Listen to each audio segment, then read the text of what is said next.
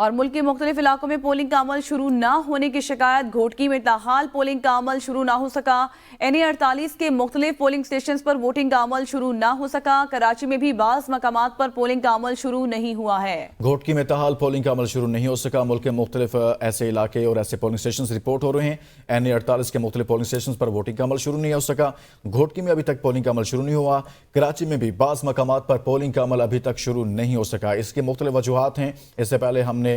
راولٹون سے آپ کو رپورٹ کیا NA47 سے جہاں پر ابھی تک پولنگ ایجنٹ نہیں پہنچے تھے اور ووٹر بھی وہاں پر موجود نہیں تھے پولنگ کا عمل شروع نہ ہو سکا اسی طرح سے اسلام آباد کا ایک اور حلقہ NA48 ہے مختلف پولنگ سٹیشنز پر ووٹنگ کا عمل شروع نہیں ہو سکا کراچی میں بھی بعض مقامات پر پولنگ کا عمل ابھی تک شروع نہیں ہو سکا پولنگ کا عمل جو 8 بجے شروع ہوا تھا 45 منٹ گزر گئے تاہم ابھی تک